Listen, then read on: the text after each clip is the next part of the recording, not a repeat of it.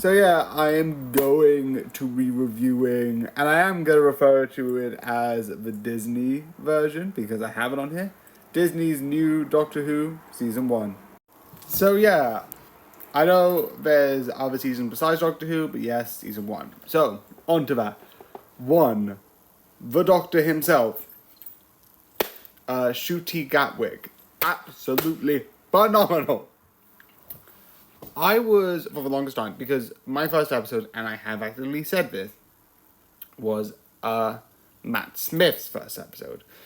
Putting the order of them being Matt Smith, David Tennant, then you get, I always forget his name, but Chris?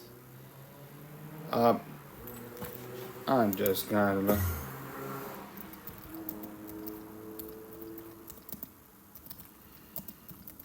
I don't know why I'm doing this, but I'm doing it anyway.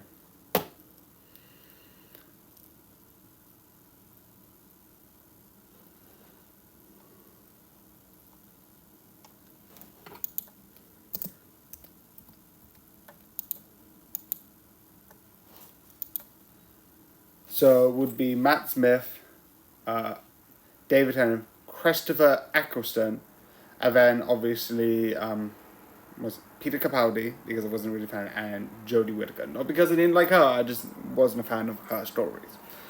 But, with this being said, drum roll please, Ncuti Gatwick is now number 1! I always liked Matt Smith, that whimsiness, and sort of like, but Ncuti Gatwick does that 10 times better.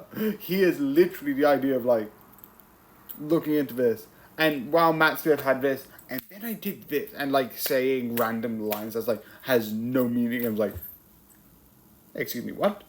This one is so much more interesting and more like, look at the world. Like, it's interesting. And I just absolutely love it. I love his story. It is so amazing. Best Doctor. Don't care.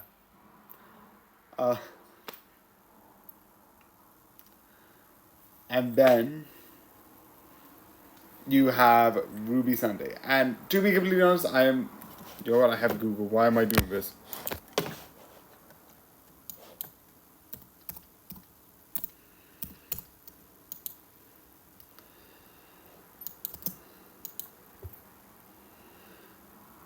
Millie Gibson, I think, is because Amy Pond was the first sort of like side like person with the Doctor, and Milligan took that top spot. This took what Doctor Who was, and not just because you can tell with a couple of scenes that the effects have gone up higher because Disney's now like bankrolling it, so it looks so absolutely clean. And it's so interesting. And I absolutely... Wait, I forgot a bit. The one thing which is mildly spoilers, and surprisingly compared to other reviews, this is going to be a lot less compared to just not doing the main spoilers. One thing that I like is that in the sort of like... I think it's... I always forget. The Giggle, you have the toy maker. And then it's like, what, that one person? I'm like, okay, that's interesting. And maybe at the end of the series, you're going to give this one person and it's so interesting. And the one thing I like is that one of the things that's happened in this is one of the choices that is made in one of the episodes is there's a scene where it does the Beatles, and you have a second god, maestro of music, and then obviously at the end when you get Sutekh of Death, you get like, and then you have this and this. Obviously, the one thing that I find interesting, and the one thing I'm actually curious about, and I'm just going to throw out as a question, is one of the gods that's mentioned in this spiel of Here Are the Gods, is you get Trickster Is that referring to the trickster from Sarah Jane? I don't think it is.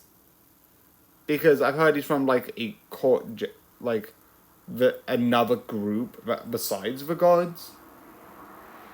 I don't know, but it could be. I don't know. So I just want to get, if you know, you know. But I don't know. So that's my question. So yeah, the conclusion.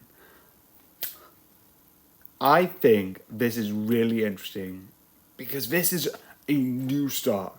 I know a lot of people complained about sort of like Peter Capaldi and Joe Whittaker's, and I do like some things in Joe Whittaker's. I am admitting that most of it I wasn't usually a fan.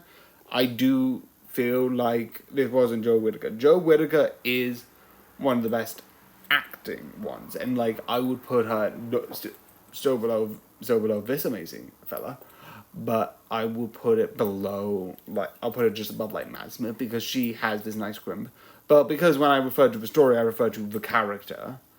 And I feel like a lot of her stories were like, and now we're gonna have an episode where we're just doing a PSA. I'm here for fantasy, not.